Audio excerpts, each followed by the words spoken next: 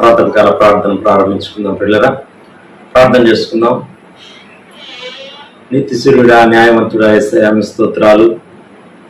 బలవంతుడా, గొప్ప దేవా యేసయ్యా, సర్వశక్తిమంతుడా, సర్వాధికారి అయిన దేవా, మీకే స్తుతులు స్తోత్రాలు వందనాలు ఆచరించుకుంటున్నాను. ఆయన దేవా, మీరు మాకు అనుగ్రహించినటువంటి మరొక శుభదినం కొరకు స్తోత్రాలు చెల్లించుకుంటున్నాం.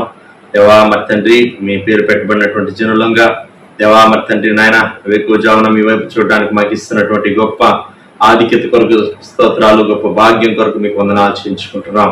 దేవా మరి తండ్రి నాయన, దేవా కుమారుడు తన తండ్రిని గణపరచును కదా అన్న రీతిగా, దాసుడు తన యజమానుని గణపరచున రీతిగా ప్రభువా, మేము నాయన మీ పేరు పెట్టబడినటువంటి జనులంగా, మీ కుమారులంగా, మీ కుమార్తెలంగా దేవా మా తండ్రి అయిన మిమ్మల్ని గణపరుస్తున్నాం, హెచ్చిస్తున్నాం, గొప్ప చేస్తున్నాం. తండ్రి మీ స్తోత్రాలు.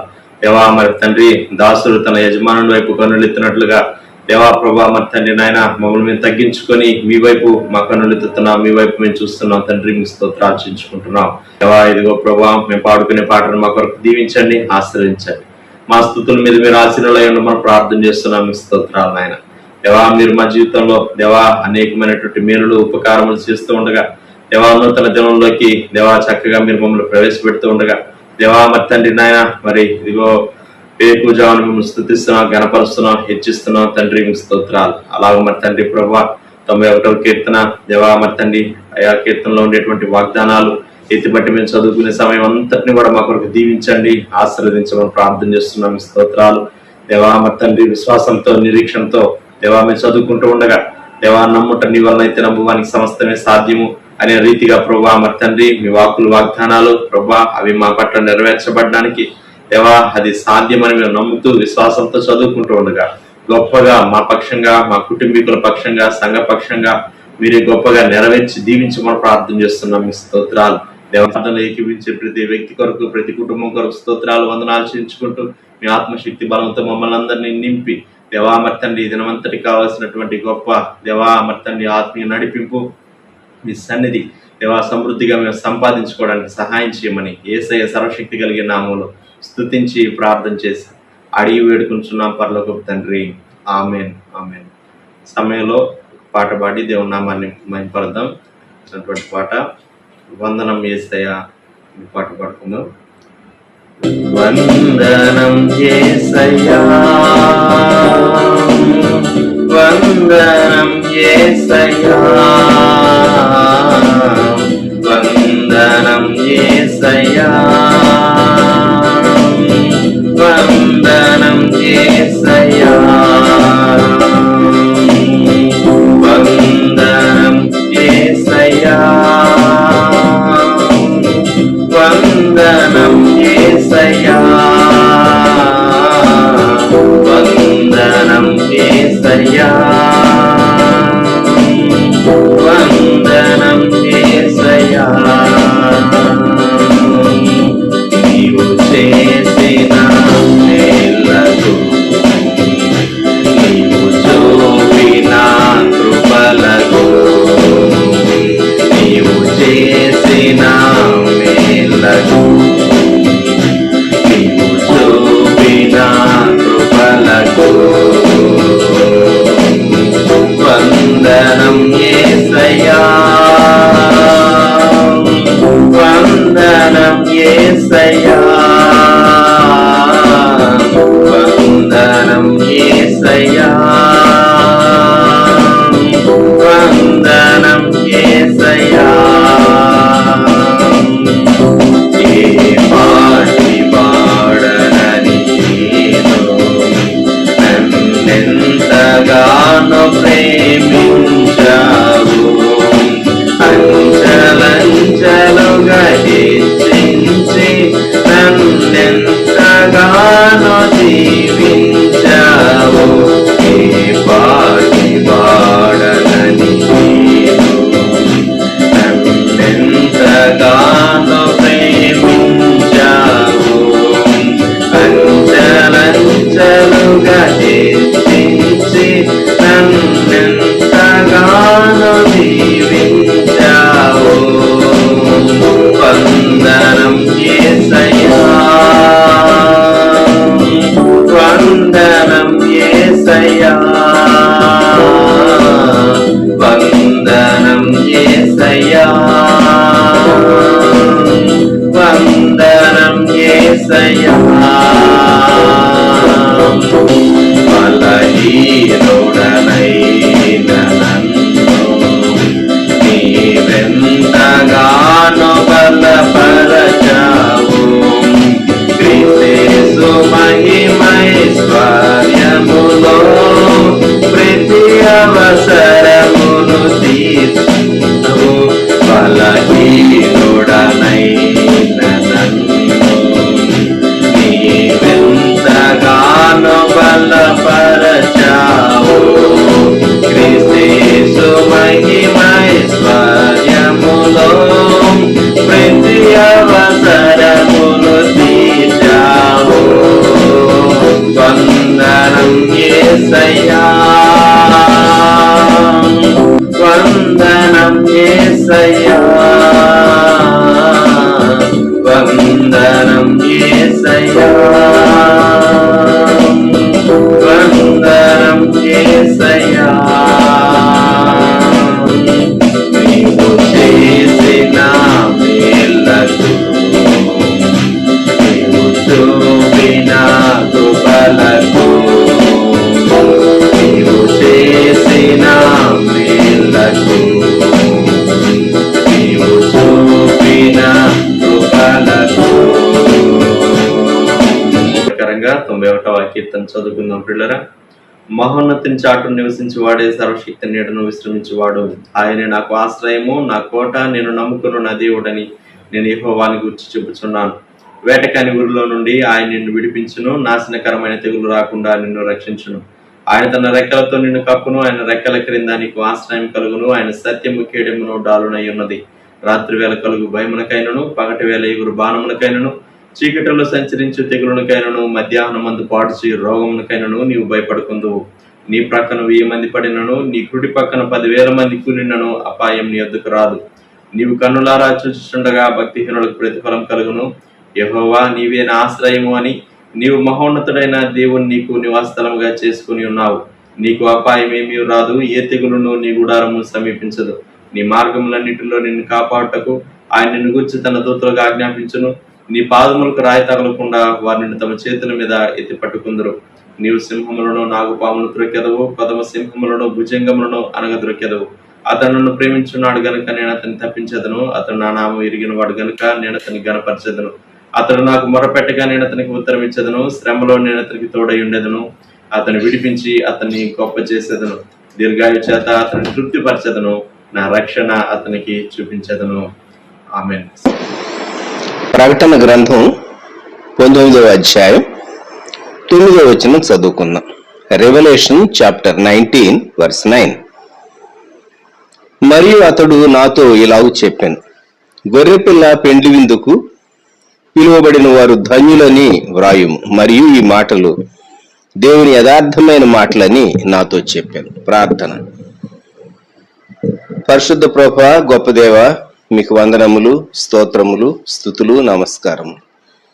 ఈ ప్రాతకాల సమయంలో ఈ దినం మేము మీ వాక్యమును ధ్యానిస్తూ ఉండగా వ్యూ చేసేటటువంటి బిడ్డలందరి పక్షంగా విశేషమైనటువంటి మీ క్షేమము, కాపుదల, భద్రత, నడిపింపు మీరు అనుగ్రహించండి. తదుపరి సమయంలో వ్యూ చేసే వారిని సహా దీవించండి. మీ మాటలు మా కొరకు ఆశీర్వదించండి. ఆత్మ చెప్పే మాట మేము శ్రద్ధగా వినటానికి కావలసిన చురుకుదనం, మెళకువ అనుగ్రహించండి. మీ గ్రంథ లేఖనములు మా కొరకు దీవించమని, మీ చిత్తానుసారంగా మా ధ్యానం కొనసాగుటకు కృప దయచేయమని, ఈ సమయం అంతటిని దీవించమని యేసుక్రీస్తు ప్రభువారి శ్రేష్టమైన నామములో ప్రార్థించి స్తుతించి అడుగుచూ ఉన్నాము తండ్రి. ఆమేన్. ప్రియమైన వారలారా, ఈ ఉదయకాలం దేవుని గ్రంథంలో నుండి ధన్యులైనటువంటి ఒక కేటగిరీ, ఒక వర్గాన్ని గుర్చి మనము మాట్లాడుకోబోతూ ఉన్నాం. ప్రకటన 19:9 మనం చదువుకున్న రీతిగా వీరు గొర్రెపిల్ల పెండ్లి విందుకు పిలువబడిన ధన్యులు. దేవుని గ్రంథంలో ధన్యులను గూర్చినటువంటి జాబితా మనము కీర్తన గ్రంథంలో చూస్తాం. మొదటి కీర్తన ప్రారంభమే మనకు తెలుసు. దుష్టుల ఆలోచన చొప్పున నడువక, పాపుల మార్గమున నిలువక, అపహాసకులు కూర్చుండే చోటను కూర్చుండక, యెహోవా ధర్మశాస్త్రమునందు ఆనందించచ్చు, దివారాత్రము దాన్ని ధ్యానించువాడు ధన్యుడు అని. అలాగే 32వ కీర్తనలోకి వచ్చేసరికి తన అతిక్రమములకు పరిహారం నొందినవాడు, తన పాపములకు ప్రాయశ్చిత్తము నొందినవాడు ధన్యుడు, యెహోవా చేత నిర్దోషి అని ఎంచబడినవాడు, ఆత్మలో కపటము లేనివాడు ధన్యుడని భక్తుడు దావీదు వ్రాసినటువంటి ఆ మాటలు మనం చదువుతాం. కీర్తన గ్రంథంలో ధన్యులైనటువంటి వారి అంశాలు లేక వారి జాబితా మనము చదువుతాం, ఎటువంటి వారు ధన్యులు అని. ప్రకటన గ్రంథంలో 7 కేటగిరీస్ ధన్యులు ఉన్నారు. 9లో ఒక వర్గాన్ని గురించి చదువుకున్నాం. ప్రకటన గ్రంథంలో 7 కేటగిరీస్ వ్యక్తులు ఉన్నారు. ఒకసారి చూడండి, మీ బైబిల్స్ ఓపెన్ చేసి ప్రకటన గ్రంథం 1వ అధ్యాయం 3వ వచనం. సమయము సమీపించినది గనుక ఈ ప్రవచన వాక్యమును చదువువాడును వాటిని విని ఇందులో వ్రాయబడిన సంగతులను గైకొని వారును ధన్యులు. చదువుట, వినుట, ఆచరించుట, ఇది ధన్యత. దేవుని గ్రంథ వాక్యములు. మరి విశేషంగా మనము అంచె దినాల్లో, చివరి దినాల్లో రాకడ సమీపంగా ఉన్నటువంటి మనము మరి రాకడ సంగతులు లేకుంటే ప్రభు యొక్క రెండవ రాకడను గుర్చినటువంటి విషయాలు వ్రాయబడినటువంటి ప్రకటన గ్రంథం చదివేవారు, ప్రవచన వాక్యాలు వినేవారు, ఆ ప్రకారం సిద్ధపడేవారు ధన్యులు అని. 2వ కేటగిరీ 14వ అధ్యాయం 13వ వచనం. ప్రభువునందు జీవించి ప్రభువునందు మృతులందే మృతులు ధన్యులని పుణ్యంలో చదువుతాం. వారు జీవించినటువంటి ధన్యమైన జీవితాన్ని బట్టి. 3వ కేటగిరీ ప్రకటన గ్రంథం 16వ అధ్యాయం 16వ వచనంలో, తాను దిగంబరుడుగా సంచరించుతున్నందున జన్ము తన దిశమన్న చూతురేమో అని మెలకువగా ఉండి తన వస్త్రము కాపాడుకునేవాడు ధన్యుడు. ప్రభు ఇచ్చినటువంటి నీతి వస్త్రం, ఉచితంగా ప్రభువు మనకు అనుగ్రహించినటువంటి రక్షణ వస్త్రాన్ని కాపాడుకునేటటువంటి వారు. ఎందుకంటే సాతాను నిన్ను అపవిత్రతలోనికి, భ్రష్టాత్మంలోనికి, పాపంలోనికి నెట్టివేసి పరిశుద్ధత లేకుండా చేసి దేవుడు నిన్ను విడిచిపెట్టేటట్టు చేయటానికి సాతాను యత్నం చేస్తుంది. అందుకే తన వస్త్రాన్ని కాపాడుకునేవాడు ధన్యుడని వ్రాయబడింది. 9:9లో మనం ఇప్పుడు చదువుకున్నాం, గొర్రెపిల్ల పెళ్లి విందుకు పిలువబడిన వారు ధన్యులు అని చెప్పేసేసి. 20వ అధ్యాయంలోనికి మనం వచ్చినప్పుడు 20వ అధ్యాయం 6వ వచనం. ఈ మొదటి పునరుద్ధానములో పాలుగలవారు ధన్యులను పరిశుద్ధులై ఉందురు. ఫస్ట్ రిజరక్షన్, మొదటి పునరుద్ధానం. ఎందుకంటే తీర్పు పునరుద్ధానం ప్రకటన గ్రంథం 20వ అధ్యాయము వైట్ థ్రోన్ జడ్జిమెంట్ 11వ వచనం నుండి 15వ వచనం వరకు మనం చదువుతాం. అది ధవళ సింహాసన తీర్పు, వైట్ థ్రోన్ జడ్జిమెంట్. ఆ పునరుద్ధానం వేరు, అది తీర్పు పునరుద్ధానం. ఇక్కడ చెప్పబడినటువంటి ధన్యత ప్రకటన గ్రంథం 20వ అధ్యాయం 6వ వచనం. మొదటి పునరుద్ధానములో పాలుగలవారు ధన్యులు పరిశుద్ధులు, ధన్యులు పరిశుద్ధులు. అలాగే 22వ అధ్యాయం 14వ వచనం. జీవవృక్షములకు హక్కు గలవారై గుమ్మముల గుండా ఆ పట్టణంలోనికి ప్రవేశించినట్లు తమ వస్త్రములను ఉదుకుకొని వారు ధన్యులు. పరలోకంలో ఎవరు ప్రవేశిస్తారు, ఎవరు ప్రవేశించరు అనే అంశాలను గురించి జ్ఞాపకం చేస్తూ, ఎవరు హక్కుదారులు అవుతారు, ఎవరి వస్త్రములు శుద్ధిగా ఉంటాయో అంటే క్లెన్సింగ్, ప్రకటన 22:14వ వచనంలో శుద్ధిని గురించి చెప్పబడి ఉన్నది. సో ఇలాగూ ధన్యతలను గూర్చి 22:7లో ఇంకొక ధన్యులైనటువంటి వారి జాబితా. ఇదిగో నేను త్వరగా వచ్చుచున్నాను, ఈ గ్రంథములోని ప్రవచన వాక్యములను గైకొని వాడు ధన్యుడు. 7 కేటగిరీస్ ధన్యులైనటువంటి వారి 7 కేటగిరీస్ మనం ఇక్కడ చూస్తాం. ఈ ప్రాతకాలం ఒకసారి మనము గుర్తు చేసుకుందాం. ధన్యత. యేసుక్రీస్తు ప్రభు వారు కూడా కొండ మీది ప్రసంగంలో ధన్యులైనటువంటి వారిని గూర్చి 9 రకాల వ్యక్తులను గూర్చి లేక 9 కేటగిరీస్ ను గూర్చి ప్రభు చెప్పాడు. అప్పుడు ఆయన నోరు తెరిచి ఇలాగ బోధింపసాగినాడు. బి యాటిట్యూడ్స్ మౌంటైన్, ధన్యతల కొండ. ఈరోజు ఇజ్రాయెల్ దేశంలో ధన్యతల కొండ మనం చూడవచ్చు. ఆ కొండ ఎక్కినప్పుడు అక్కడ కట్టబడిన దేవాలయము, ఆ పరిసర ప్రాంతాలు, యేసుక్రీస్తు ప్రభు వారు ఉపదేశించినటువంటి ఆ స్థలాన్ని చూస్తే ఎంత ప్రశాంతత మీరు ఫీల్ చేస్తారో అక్కడ. ధన్యతల కొండ. ప్రభువారు మరి కొండ మీది ప్రసంగ ప్రారంభమే మత్తయి సువార్త 5వ అధ్యాయంలో ధన్యులు, ఆత్మ విషయమై దీనులైన వారు ధన్యులు అని ప్రారంభించి, నా నిమిత్తము జనులు మిమ్మల్ని నిందించి హింసించి మీ మీద అబద్ధముగా చెడ్డ మాటలెల్లా పలుకున్నప్పుడు మీరు ధన్యులని ఆ 9వ ధన్యత ప్రభువారు చెప్పాడు. 9 ధన్యతలు అక్కడ చెప్పబడి ఉన్నాయి. సో ధన్యతలు, బ్లెస్సెడ్. ఎవరైనా ధన్యుడిగా ఉండగోరతాం, దీవించబడినటువంటి వారుగా ఉండగోరతాం, ఆశీర్వదించబడినటువంటి వారుగా ఉండగోరతాం. ఇక్కడ మనం చదువుకున్నటువంటి భాగంలో ప్రకటన గ్రంథం 19వ అధ్యాయం 9వ వచనం, గొర్రెపిల్ల పెండ్లి విందుకు పిలువబడిన వారు ధన్యులని వ్రాయుము. గొర్రెపిల్ల పెండ్లి విందుకు పిలువబడిన వారు ధన్యులు.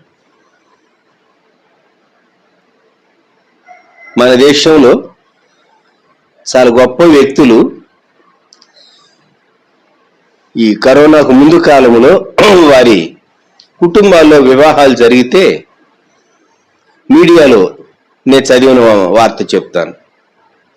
కొంతమంది ఆ వివాహ ఆహ్వానంతో గెస్ట్లకు మరి బంగారు నాణేలు లేక విలువైనటువంటి జ్యువెలరీనో లేకుంటే ముత్యాలో లేకుంటే ఏవేవో చాలా ఖరీదైనటువంటి ఆహ్వానముతోనే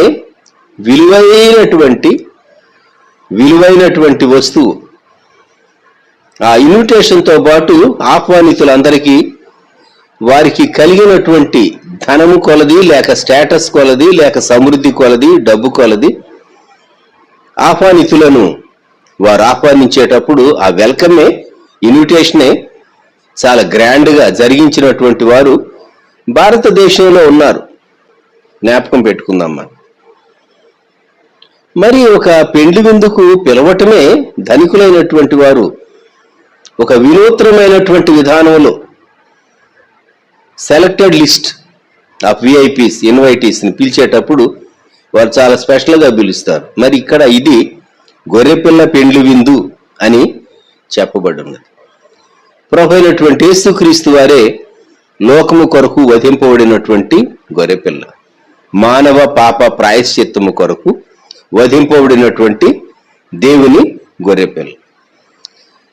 ఆయన వధింపబడిన వాడై తన రక్తం ఇచ్చి ప్రతి జనములో నుండి ప్రతి ప్రజలో నుండి ఆయన మనుషులను కొని తండ్రి అయిన దేవునికి వారిని ఒక రాజ్యముగా యాజకులనుగా చేశారని పరలోకములో ఒక పాట వినబడుతూ ఉన్నట్టు మనము ప్రకటన గ్రంథం 5వ అధ్యాయంలో 9-10 వచనాల్లో చూస్తాం. ఆ పెద్దలు, నీవు ఆ గ్రంథమును తీసుకొని దాని ముద్రలను విప్పుటకు యోగ్యుడవు, నీవు వధింపబడిన వాడవై నీ రక్తమిచ్చి ప్రతి వంశములోను ఆయా భాషలు మాట్లాడు వారిలోను ప్రతి ప్రజలోను ప్రతి జనములోను దేవుని కొరకు మనుషులను కొని మా దేవునికి వారిని ఒక రాజ్యముగాను యాజకులను గాను చేస్తేవి గనుక వారు భూలోకమందు ఏలుదురని క్రొత్త పాట పాడుదు.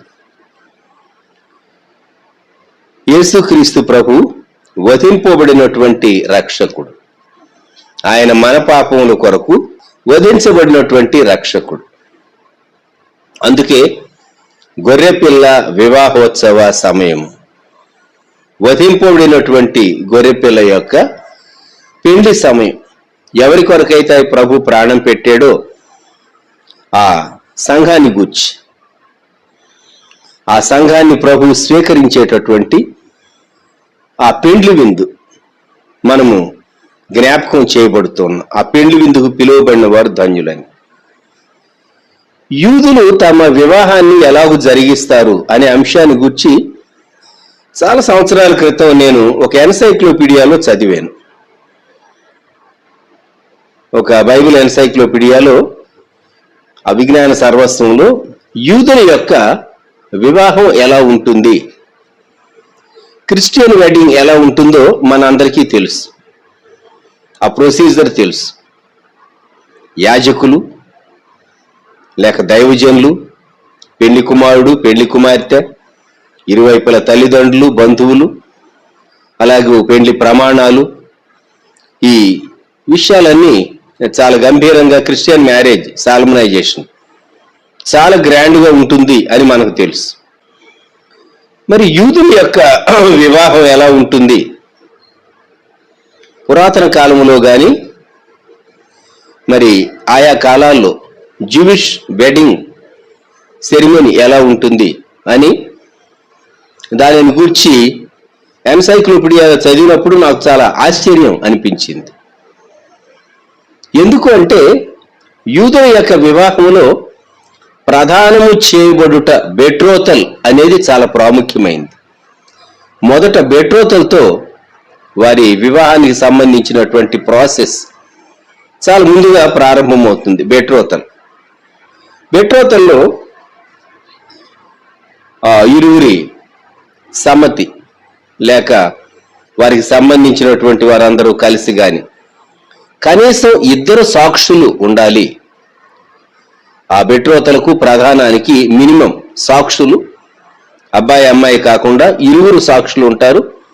ఆ బెట్రోతలకు గుర్తు ఒక రింగో, ఒక బ్రేస్లెట్, ఏదో ఒకటి అది ఇవ్వబడుతుంది లేక ఎక్స్చేంజ్ ఉంటుంది. అప్పుడు బెట్రోతలు జరిగినట్లుగా ఎంచబడుతుంది. బెట్రోతలు అయిన తర్వాత వారు భార్యాభర్తలుగానే ఎంచబడతారు. అయితే పెండి కుమార్తె తన తండ్రి అంటే ఉంటుంది. వివాహం దినం నిర్ణయించబడినటువంటి వివాహ దినాన పెండి కుమారుడు తన స్నేహితులతో తన బంధువులతో కూడా కలిసి ఒక ప్రొసెషన్గా పెళ్లి కుమార్తె ఇంటికి తాను వెళతాడు. అంతేకాదు ఆ సాయంకాల సమయం అయితే చాలా లైట్స్ వీటన్నిటితో అట్టహాసంగా పెళ్లి కుమారుడు బయలుదేరి పెళ్లి కుమార్తె దగ్గరకు వారి ఇంటికి వెళతాడు.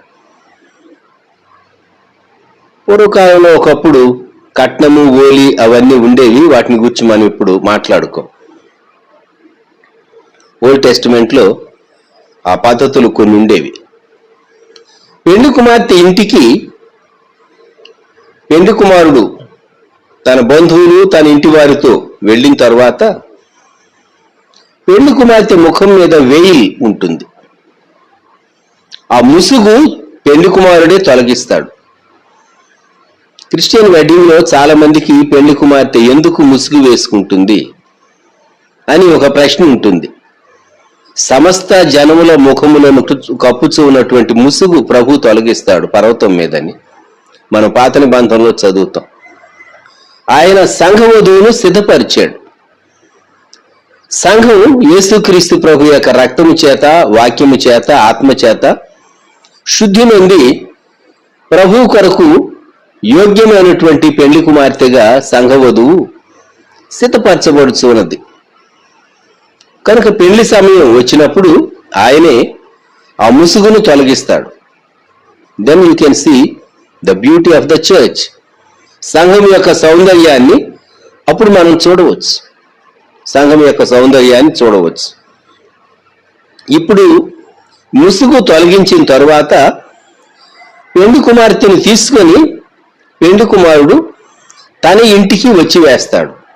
ఇది యూదుల యొక్క సంప్రదాయం.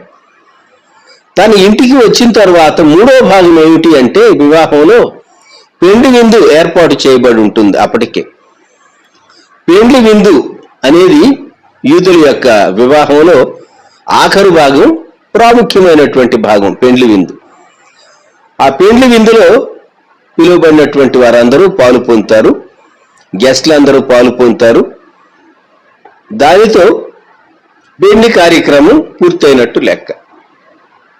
ఒకటి ప్రధానము, రెండు పెళ్లి కుమార్తె ఇంటి నుండి తోడుకొని రావటం, మూడవది పెండ్లి విందు. ఇది జూయిష్ వెడ్డింగ్ యొక్క బ్రీఫ్ డిస్క్రిప్షన్ లేక ప్రామినెంట్ ఫీచర్స్ అని చెప్పవచ్చు. ఇక్కడ మనం ప్రకటన గ్రంథం 19వ అధ్యాయంలో 9వ వచనంలో చదువుకున్న మాట, పిల్ల పెండ్లి విందుకు పిలువబడిన వారు ధన్యులు. ఎవరు ఈ పిలువబడిన వారు? పెళ్లి కుమార్తెనా? పెళ్లి కుమార్తెను ఆమె పెళ్లికి పిలవటం ఏంటి? పెళ్లి కుమార్తె కాదు, గుర్తుపెట్టుకోండి, పెళ్లి కుమార్తె కాదు. మత్తయి సువార్తలో యేసుక్రీస్తు ప్రభువు వారు చెప్పినటువంటి ఒక ప్యారబుల్ మనము జ్ఞాపకం చేసుకుందాం. మత్తయి సువార్త 22వ అధ్యాయం 1వ వచనం నుండి చదువుతాను. నేను త్వరగా చదువుతాను. యేసు వారికి ఉత్తరం ఇచ్చుచూ తిరిగి ఉపమాన రీతిగా ఇట్లను, పరలోక రాజ్యము తన కుమారునికి పెండ్లి విందు చేసిన ఒక రాజును పోలి ఉన్నది. ఆ పెండ్లి విందుకు పిలువబడిన వారిని రప్పించటకు అతడు తన దాసులను పంపినప్పుడు వారు రానోళ్ళకపోయారు. కాగా అతడు, ఇదిగో నా విందు సిద్ధపరిచి ఉన్నాను, ఎద్దులను క్రొవ్విన పశువులను వధింపబడినవి, అంతయ్య సిద్ధంగా ఉన్నది, పెండ్లి విందుకు రండని పిలువబడిన వారితో చెప్పుడని వేరే దాసులను పంపిన గాని వారు లక్ష్యం చేయక ఒకడు తన పొలమునకును మరి ఒకడు తన వర్తకమునకును వెళ్ళిరి. తక్కిన వారు అతని దాసులను పట్టుకొని అవమానపరిచి చంపిరి. కాబట్టి రాజు కోపపడి తన దండ్లను పంపి ఆ నరహంతకులను సంహరించి వారి పట్టణము తగలబెట్టించాను. అప్పుడు అతడు, పెండ్లి విందు సిద్ధముగా ఉన్నది గాని పిలువబడిన వారు పాత్రులు కారు గనుక రాజమార్గములకు పోయి మీకు కనబడి వారిని అందరినీ పెండ్లి విందుకు పిలువుడని తన దాసులతో చెప్పాను. ఆ దాసులు రాజమార్గములకు పోయి చెడ్డవారినేమి మంచివారినేమి తమకు కనబడిన వారిని అందరినీ పోగు చేసిరు గనుక విందుకు వచ్చిన వారితో ఆ పెండ్లిశాల నిండెను. రాజు కూర్చున్న వారిని చూడ లోపలికి వచ్చి అక్కడ పెళ్లి వస్త్రము ధరించుకోనని ఒకరిని చూచి, స్నేహితుడా, పెళ్లి వస్త్రము లేక ఇక్కడికి ఎలాగూ వచ్చితివని అడుగ్గా వాడు మౌని అయి ఉండెను. అంతటా రాజు వీని కాళ్ళు చేతులు కట్టి వెలుపలి చీకట్లోనికి త్రోసివేయడి అక్కడ ఏడ్పును పండు కొరుకుటి ఉండని పరిచారకులతో చెప్పాను. కాగా పిలువబడిన వారు అనేకులు, ఏర్పరచబడిన వారు కొందరే అని చెప్పాను. ఈ భాగంలో మనం గమనించేటటువంటి విషయాలు,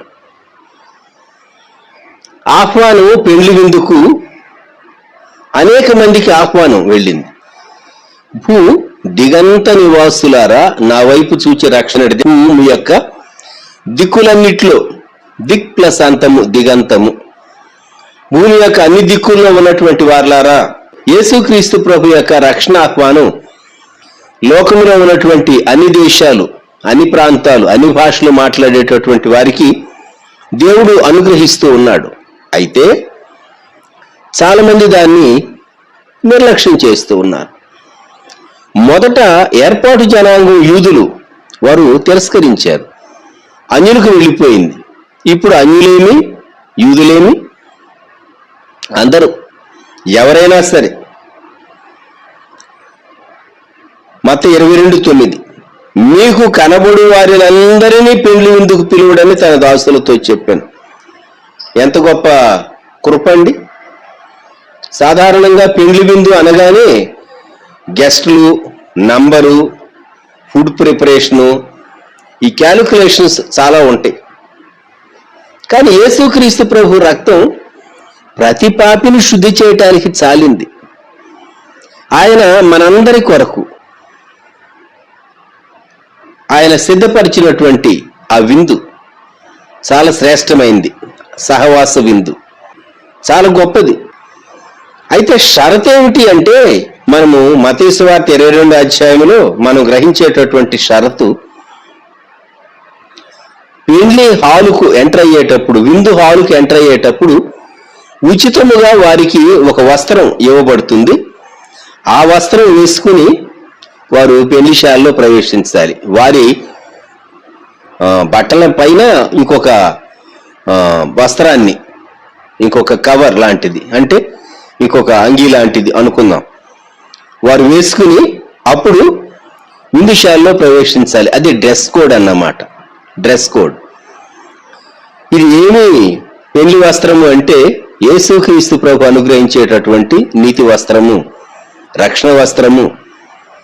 ప్రభు చేత అంగీకరింపబడినటువంటి వ్యక్తులు, ఆయన రక్తం క్రిందికి వచ్చినటువంటి వారు, వారు ఆయన నీతిని ప్రతిబింబింపు చేసేటటువంటి వారుగా, వారు ఆయన నామమును స్తుతించేటటువంటి వారుగా, ఆయనను బట్టి విమోచింపబడినటువంటి వారుగా, తమ దోషములు క్షమించబడినటువంటి వారుగా వారు ఆ పెళ్లి విందులో ప్రవేశిస్తారు. తండ్రి అయినటువంటి దేవుడే మరి తన కుమారుని కొరకు పెళ్లి విందుకు పిలిచినటువంటి ఆ రాజుగా ఆయన కనబడుతూ ఉన్నాడు. 22:2 పరలోక రాజ్యము తన కుమారునికి పెళ్లి విందు చేసిన ఒక రాజును పోలి ఉన్నది. కనుక ఈ విందులో వచ్చినటువంటి వ్యక్తి, ఒక వ్యక్తి వస్త్రం లేకుండా వచ్చాడు. మరి ఎంట్రన్స్ దగ్గర ఎలాగూ తాను రాగలిగాడో మనకు తెలియదు. మొత్తం మీద పెళ్లి వస్త్రం లేకుండా విందుశాలలో కూర్చున్నాడు. ఇతను మాత్రమే ప్రత్యేకంగా కనబడుతున్నాడు. వస్త్రం లేదు ఇతనికి. తన మామూలు వస్త్రాలు ఉన్నాయి, పెళ్లి వస్త్రం లేదు. మన స్వంత నీతి, మన స్వంత పద్ధతులు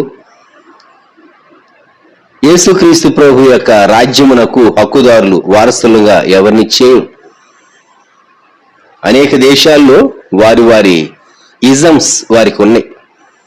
వారి ధ్యాన పద్ధతులు, వారి తపో పద్ధతులు, లేకుంటే వారు మోక్ష మార్గం చేరటానికి వారు ఆచరించేటటువంటి పద్ధతులు అనేకం ఉన్నాయి.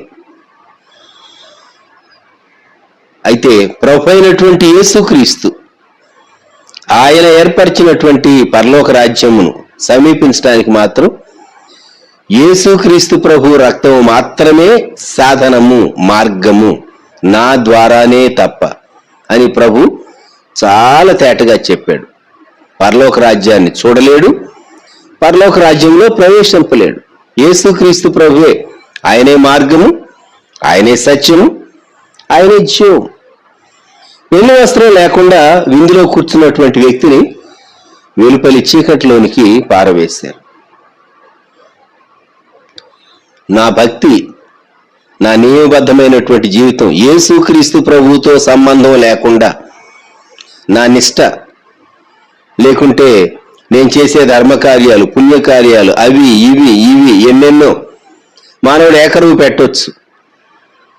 ఒకవేళ ఆర్గ్యూ చేసి ఉంటాడేమో ఆ గేటు దగ్గర వాళ్ళతో, నాకు ఆ యజమాని తెలుసు, నేను పెళ్లి వస్త్రం లేకుండా వెళ్ళినా లోపలికి ఆయన నన్ను ఏమి చేయరు అని ఒకవేళ ఆర్గ్యూ చేసాడేమో తెలీదు. మొత్తం మీద వచ్చి కూర్చున్నాడు లోపల. వెలుపలి చీకటిలోనికి తాను పంపివేయబడ్డాడు, బంధించి పడద్రోయబడ్డాడు. చాలా విచారకరం కదా.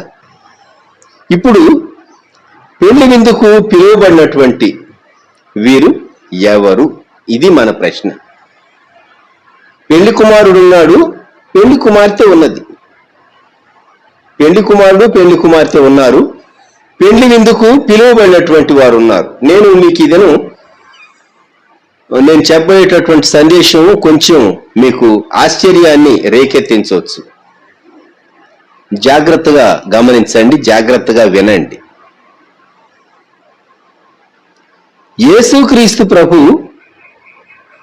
మధ్యాకాశంలోనికి పరలోకము నుండి పరిశుద్ధులతో వచ్చి సంఘమును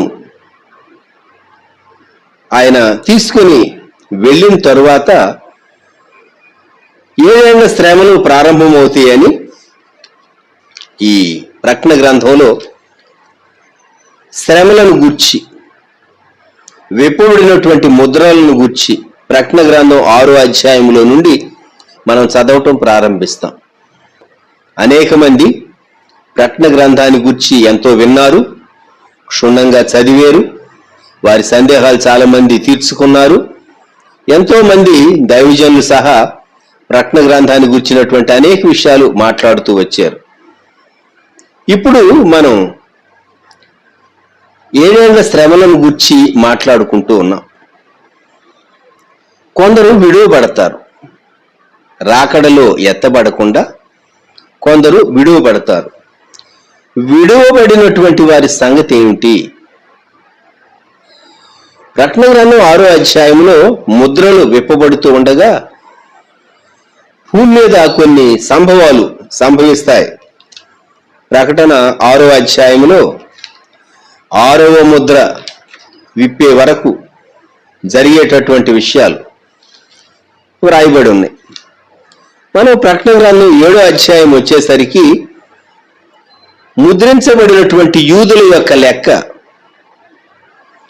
ప్రకటన గ్రంథం 7వ అధ్యాయం 4వ వచనం, మరియు ముద్రింపబడిన వారి లెక్క చెప్పగా వింటిని, ఇశ్రాయేలీల గోత్రములన్నిటిలో ముద్రింపబడిన వారు 144,000 మంది. ప్రతి గోత్రానికి మరి 12,000 మంది చొప్పున 12 గోత్రాలకు 1,44,000 మంది అని ముద్రించబడినటువంటి యూదుల సంఖ్య చెప్పబడింది.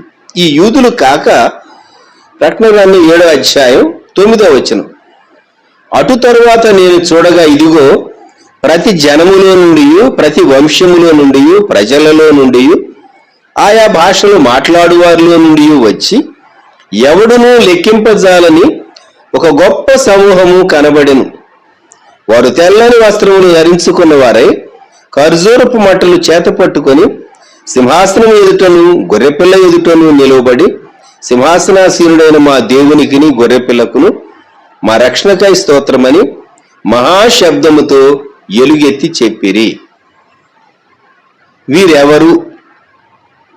వీరెవరు అంటే శ్రమలలో రక్షింపబడినటువంటి వారు అని మనము ఒక ఇంటర్ప్రిటేషన్ దీనిని మనము అంగీకరించవచ్చు.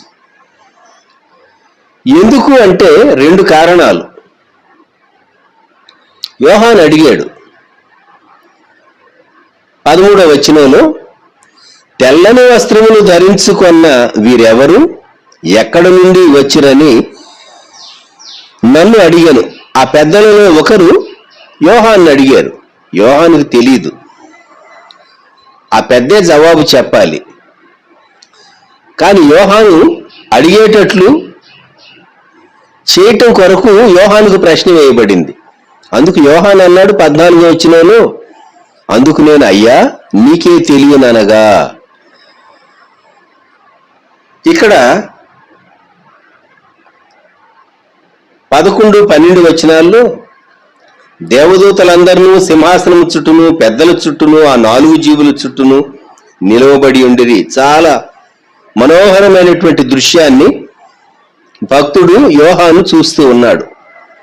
ఇంకా జరగక మునిపే జరిగినట్టుగా దేవుడు చూపిస్తూ ఉన్నాడు. ఎంత గొప్ప దేవుడు అండి! ప్రపంచం ఏ పరిస్థితుల్లో నుంచి వెళుతుందో, భూమి మీద ఏం సంభవిస్తాయో, పరలోకంలో ఏం సంభవిస్తాయో అన్ని దేవుడు ముందుగా వ్రాయించాడు. ఎంత ప్రేమ గల దేవుడు, ఎంత కృపగలిగినటువంటి దేవుడు ఆలోచించండి. ఇప్పుడు వీరిని గూర్చి చెప్పబడినటువంటి మాట 14వ వచనం, వీరు మహాశ్రమల నుండి వచ్చిన వారు, గొర్రెపిల్ల రక్తములో తమ వస్త్రములను ఉదుక్కొని వాటిని తెలుపు చేసి కొనిరి. మహాశ్రమలు, ట్రిబ్యులేషన్ సెయింట్స్ అని వీరిని గురించి చెప్పవచ్చు. ఈ వచనాన్ని ఆధారం చేసుకుని కొందరు మిడ్ ట్రిబ్యులేషన్ ర్యాప్చర్ అనేటటువంటి వాదాన్ని కొందరు ప్రతిపాదించేటటువంటి వారు. శ్రమలు ప్రారంభమైన తరువాత అప్పుడు మధ్యలో రాకడొస్తుంది అని వాదించేవారు. శ్రమల ప్రారంభానికి ముందే రాకడ వస్తుంది. ప్రీ ట్రిబ్యులేషన్ ర్యాప్చర్ థియరీనే అనేక మంది అంగీకరించేటటువంటి సిద్ధాంతము, అనేక మంది భక్తులు ఒప్పుకునేటటువంటి సిద్ధాంతం. మిడ్ ట్రిబ్యులేషన్ కాదు, పోస్ట్ ట్రిబ్యులేషన్ కాదు. శ్రమల మధ్యలో, శ్రమలన్నీ అయిపోయిన తర్వాత సంఘం ఎత్తబడుతుంది అనేది కూడా కాదు. ఇంకొక అంశం ప్రకటన గ్రంథం 7వ అధ్యాయంలో 17వ వచనంలో, దేవుడే వారి కన్నుల నుండి ప్రతి బాష్ప బిందువుని తుడిచివేయనుంది. బాష్ప బిందువు కన్నీరు, ఏడుపు ఎందుకు వస్తుంది? వీళ్ళు మిస్ అయ్యారు. మొదటి ఆ ర్యాప్చర్లో ఎత్తబడేటటువంటి ధన్యకరమైనటువంటి స్థితి, రాకడలో ఎత్తబడే ధన్యకరమైన స్థితి వారు మిస్ అయ్యారు. తరువాత వారు ఎత్తబడ్డారు. అందువల్ల వారికి ఏడుపు వచ్చింది. దేవుడే ఏడవద్దు అని చెప్పి వాళ్ళ కన్నీరు తుడుస్తాడు అని ప్రకటన గ్రంథం 7వ అధ్యాయం 17వ వచనంలో చదువుతాం మనం. ఇప్పుడు పెండ్లి విందుకు పిలువబడిన వారు ధన్యులు అని మనం ధ్యానం చేస్తూ ఉన్నాం. పెండ్లి విందుకు పిలువబడినటువంటి వారు ధన్యులు. 7వ అధ్యాయంలో మహాశ్రమంలో నుండి వచ్చినటువంటి వారిని గురించి ఇప్పుడు మనం జ్ఞాపకం చేసుకుంటూ ఉన్నాం. 22:17లో ఆత్మయు పెళ్లి కుమార్తెయు రమ్ము అని చెప్పుచున్నారు, వినువాడును రమ్ము అని చెప్పవలెను. పెళ్లి కుమార్తె వేరు, వినేటటువంటి వారు వేరా? ఆలోచించండి. పెళ్లి కుమార్తె వేరు, పెండ్లి విందులో పాలు పొందేటటువంటి ఇతరులు వేరా? ఎస్. యోహాను సువార్త 3వ అధ్యాయంలో బాప్తిస్మిచ్చే యోహాను ఒక మాట అంటాడు. యోహాను సువార్త 3వ అధ్యాయం 29వ వచనం, పెండ్లి కుమార్తె గలవాడు పెండ్లి కుమారుడు. అయితే నిలువబడి పెండ్లి కుమారుని స్వరము వినేడి స్నేహితుడు ఆ పెండ్లి కుమారుని స్వరము విని మిక్కిలి సంతోషించెను. పెండ్లి కుమారుడు వేరు, పెండ్లి కుమార్తె వేరు, పెండ్లి కుమారుని స్నేహితుడు వేరు. అయితే పెండ్లి విందుకు పిలువబడిన వారు ఉన్నారు. పెండ్లి విందుకు పిలువబడిన వారు ఉన్నారు. పెండ్లి విందుకు పిలువబడినటువంటి వారిలో అట్లీస్ట్ ఒక కేటగిరీ వారు ట్రిబ్యులేషన్ సెయింట్స్, శ్రమలలో ఎత్తబడినటువంటి పరిశుద్ధులైన దేవుని బిడ్డలు. రాకడలో ఎత్తబడకుండా మిగిలిపోయి ఆ తరువాత ఇద్దరు తిరగలు విసురుతూ ఉంటారు. ఒకరు ఎత్తబడతారు, ఒకరు విడువబడతారు. ఇద్దరు పొలములో ఉంటారు, ఒకరు ఎత్తబడతారు, ఒకరు విడువబడతారని చెప్పబడింది కదా. అలాగే విడువబడినటువంటి వారు తర్వాత శ్రమలలో నుండి వెళుతూ ఉండగా వారు సిద్ధపడి మొత్తం మీద వారు పరలోకం చేరతారు. అందుకే వారికి కన్నీరు వస్తుంది. మహాశ్రమల్లో నుండి వచ్చినటువంటి వారు. గొర్రెపిల్ల పెండ్లి విందుకు పిలువబడిన వారు ధన్యులు. గొర్రెపిల్ల పెండ్లి విందుకు పిలువబడిన వారు ధన్యులు. ప్రకటన 19:9. గొర్రెపిల్ల పెండ్లి విందులో 2 రీతులుగా నీవు పాలు పొందవచ్చు. పెండ్లి కుమార్తెగా నీవు పెండ్లి విందులో ఉండేటటువంటి స్థితి ఉన్నది. పిలువబడినటువంటి గెస్ట్గా నువ్వు పాలు పొందేటటువంటి స్థితి ఉన్నది. నీవు దేనిని కోరుకుంటావు? పెండ్లి కుమార్తెగా రాకడలో ఎత్తబడటానికి నిన్ను నీవు సిద్ధపరచుకుంటూ ఉన్నావా? లేక రాకడలో మిస్ అయి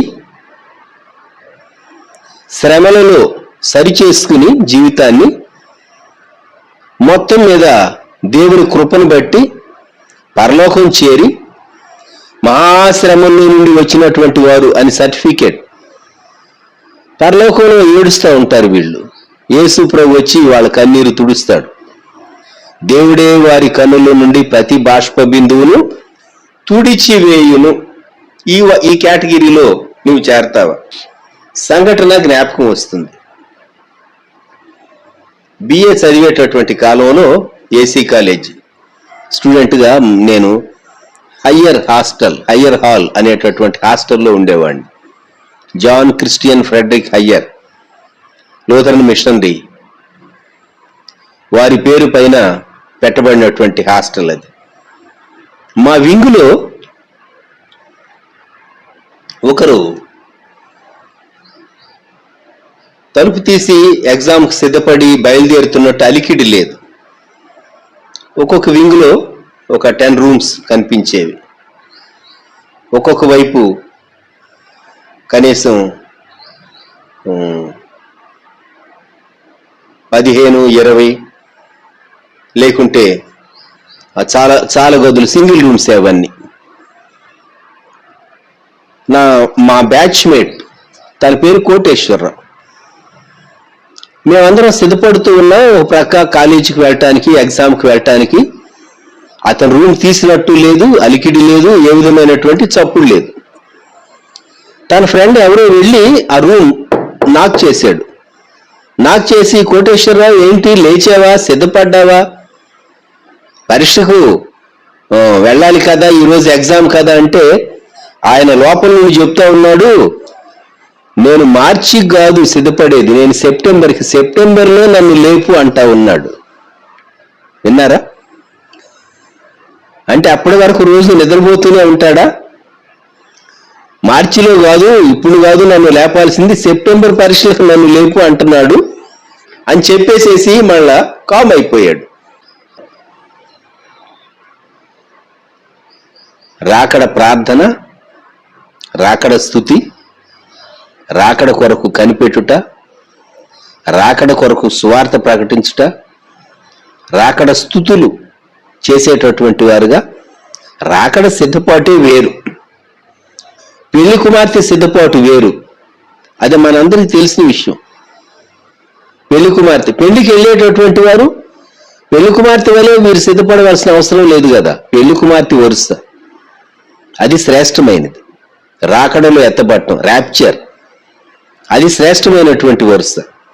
ఈ ఉదయకాలం నువ్వు పెళ్లి కుమార్తెగా పెళ్లి విందులో ఉంటావా, పెళ్లి కుమారుని ప్రక్కన, లేక పిలువబడినటువంటి వారుగా ఉంటావా? పిలువబడిన వారుగా ఉండటం కూడా ధన్యతే, గాని నీ పెళ్లి కుమార్తెగా ఉండాలి అనేది ప్రభు యొక్క చిత్తం. అందుకే కదా ప్రతి వంశములో నుండి, ప్రకటన గ్రంథం 5వ అధ్యాయం, నువ్వు వధింపబడిన వాడు 5:10, నీ రక్తం ఇచ్చి ప్రతి వంశములోను, ఆయా భాషలు మాట్లాడు వారిలోను, ప్రతి ప్రజలోను, ప్రతి జనములోను దేవుని కొరకు మనుషులను కొని మా దేవునికి వారిని ఒక రాజ్యముగాను యాజకులను గాను చేస్తేవి గనుక వారు భూలోకమందు ఏలుదురు అని క్రొత్త పాట పాడుదు. ఈ ప్రాతకాల సమయంలో నీవు పెళ్లి విందులో పెళ్లి కుమారుడు ఉంటాడు, పెళ్లి కుమార్తె ఉంటుంది. అలాగూ పెళ్లి విందుకు పిలువబడినటువంటి వారు, ఆహ్వానించబడినటువంటి వారు ఉంటారు. ప్రకటన గ్రంథం 22:17లో ఆత్మయు పెళ్లి కుమార్తెయు రమ్ము అని చెప్పుచున్నారు భూమి మీద ఉండి. ఎందుకంటే సిద్ధపరిచింది సంఘాన్ని పరిశుద్ధాత్మ దేవుడు. పెళ్లి కుమార్తె వధువు, వినువాడును రమ్ము అని చెప్పవలెను. వినువాడును రమ్ము, ఈ వినేవాళ్ళు ఎవరు? వీరు పిలువబడినటువంటి వారు. అందుకే దప్పిగొలిన వానిని రానిమ్ము, ఇచ్చేయించు వారిని జీవజలమును ఉచితముగా పుచ్చుకొననిమ్ము. The invitation for salvation, it's free. ఎవరైనా రావచ్చు. ప్రభువారు లోకంలో ఉన్నటువంటి అందరినీ ప్రేమించి ఆయన ఆహ్వానిస్తూ ఉన్నాడు. రక్షణ ఆహ్వానం, రాకడ ఆహ్వానం అందరికీ. అయితే రక్షణ ఆహ్వానం అందుకున్నటువంటి వారందరూ ఆ రాకడ ఆహ్వానంలో పెళ్లి కుమార్తె వరుసగా కొందరు సిద్ధపడలేరు. అయినా ఇందులో పాలు పొందగలిగితే చాలా గొప్ప ధన్యత. దయచేసి ఈ ఉదయకాలంలో మనము ప్రభు వైపు చూద్దాం. ప్రభువా, నాకు సహాయం దయచే. నీవు పెళ్లి కుమార్తెగా ఆ విందులో ఉంటావా, లేక పిలువబడినటువంటి గెస్ట్గా నీవు ఆ విందులో ఉంటావా? రాకడలో ఎత్తబడతావా, లేకుంటే రాకడలో మిగిలిపోయి తర్వాత సిద్ధపడి శ్రమల్లో ట్రిబ్యులేషన్ సెయింట్గా నువ్వు ఎత్తబడి ఆ తర్వాత పరలోకంకి వెళ్ళి కన్నీరు గార్చి యేసుప్రభు వచ్చి నీ కన్నీరు దుడిచి అప్పుడు నువ్వు పెళ్లి విందులో పాలు పొందుతావా? దయచేసి ఈ ఉదయకాలం ఈ తలంపు కొంత మనకు అంగీకరించడానికి కొంచెం హార్డ్ అనిపించవచ్చు. సంఘం అంతా ఎత్తబడుతుంది కదా, ప్రభు రాగానే మధ్యాకాశంలోని సంఘం అంతా ఎత్తబడుతుంది కదా అని కొందరికి భావన ఉండవచ్చు. కొందరు విడువబడతారు. ఎత్తబడేటటువంటి వారిలో ఉండాలని మనం ప్రయాసపడుతూ ఉన్నాం. అయితే ప్రభువును గూర్చి, ఆయన రాకను గూర్చి, మన సిద్ధపాటును గూర్చి మనం ఎంతో జాగ్రత్త వహిస్తూ ఉన్నాం. ఈ రోజుల్లో మనం ఎంతో జాగ్రత్త వహిస్తూ ఉన్నాం. గొర్రెపిల్ల పెండ్లి విందుకు పిలువబడిన వారు ధన్యులు. పిలువబడిన వారు, నేనంటాను, నువ్వు పెళ్లి కుమార్తెగా ఎత్తబడినటువంటి వరుసలో ఆ పెళ్లి విందులో పాలు పొందితే అది శ్రేష్టమైనది. ఒకవేళ ఆ సిద్ధపాటు లేక నీవు మిగిలిపోతే కృప ఏమిటి అంటే శ్రమలలో సహా చాలా టెస్టింగ్, భయంకరమైనటువంటి టెస్టింగ్. అది విశ్వాసం కాపాడుకోవటం కష్టం. అప్పుడైనా సరే నువ్వు మరలా శ్రమలలో ఎత్తబడటానికి, ట్రిబ్యులేషన్ సెయింట్స్, రాప్చర్ సెయింట్స్ వెళ్ళిపోయిన తర్వాత మొదట సంఘం రక్షించబడినటువంటి వారు చాలా గ్లోరియస్గా ఉంటుంది ఆ ఈవెంట్.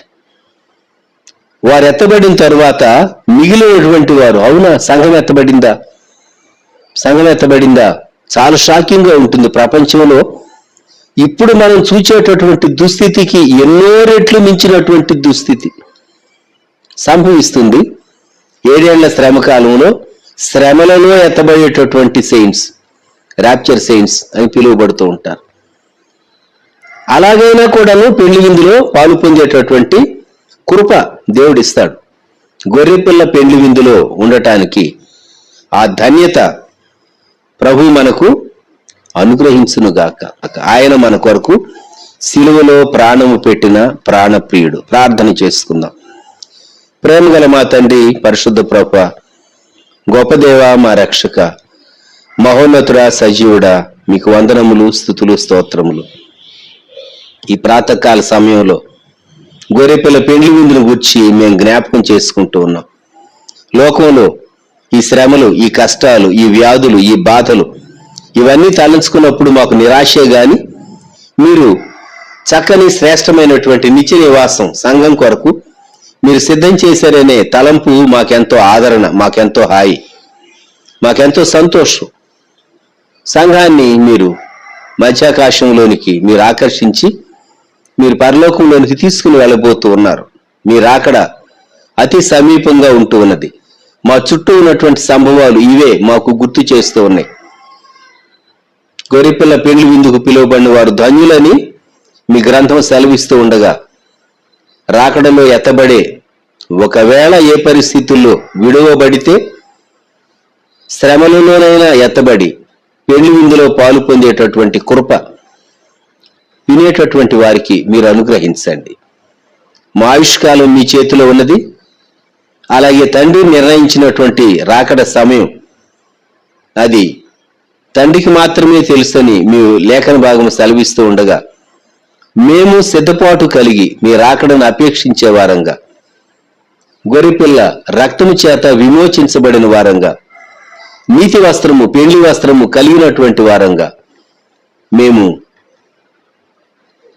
ఆ పెండ్లి విందులో పాలు పొందేటటువంటి ఆధిక్యత, కృప, ధన్యత మాకు దయచేయమని,